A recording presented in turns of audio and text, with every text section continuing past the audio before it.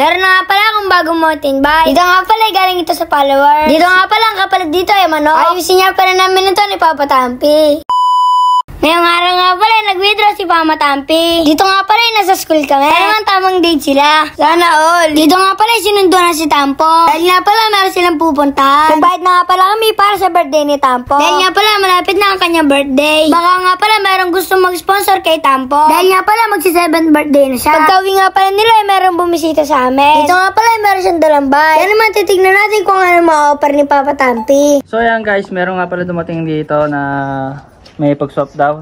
Saan? Saan si swap? Manok. Manok guys, ayan o. Medyo parang matatrabaho ko to pero kaya yan Tampi story. Ayan guys o. Matik yan. Dito nga pala pinulasan na ni tropa. Para nga pala makita ni Papa Tampi. Para nga pala pwede pa itong pinturahan. Dahil nga pala gusto ni Papa Tampi yung mga gantong bagay. Dahil nga pala parang nailigan ni Papa Tampi mag-recycle. Tignan natin kung ano mabubuo dito ni Papa Tampi. Dito nga pala pinag-iisip po ni Papa Tampi kung ano una niyang gagawin. Nakikita ko nga pala sa pagmumukha ni Papa Tampi na parang mahirapan siya. Bakit nga pala ito ang kanyang gusto.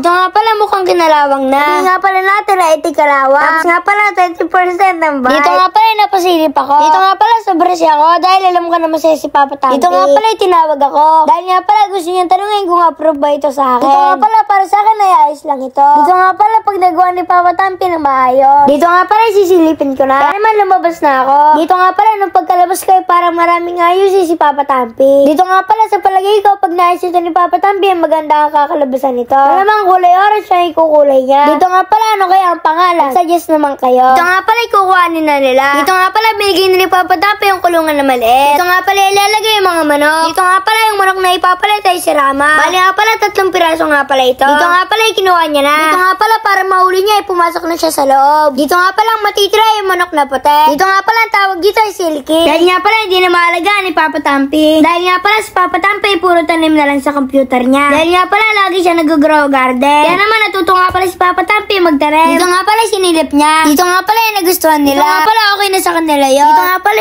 alis na sila. Dito nga pala nagpasalamat na sila kay Papa Tampi. Dito nga pala kinuha na ni Papa Tampi. Para nga pala tignan kung anong uunahin niya. Kaya naman tutulungan ko si Papa Tampi. Kumuha na nga pala ako ng martilyo. Dito nga pala sabi ko kay Papa Tampi kung ano pupukpuin ko dito. Kasi nga pala sobrang daming kalawang. Kaya nga pala mukhang matigas-tigas to. Dito nga pala hindi ko alam kung anong uunahin ko. Kaya naman tinignan ko na lang si Papa Tampi. Dito nga pala ang ginawa niya ay pinukpok yung upuan. Subalit nga pala ayaw ito matanggal. Sobrang tigas nga pala ng kalawang. Dito nga pala ang inuno ni Papa Tampi ay gulong na lang. Magaling nga pala itong matanggal. Kaya naman bakit doon David, abangan nyo magiging storya nito. Dito nga pala ititigil muna ni Papa Tampi. Kaya naman hanggang dito na lang ang storya. Pala, bukas ulit. Grrrr!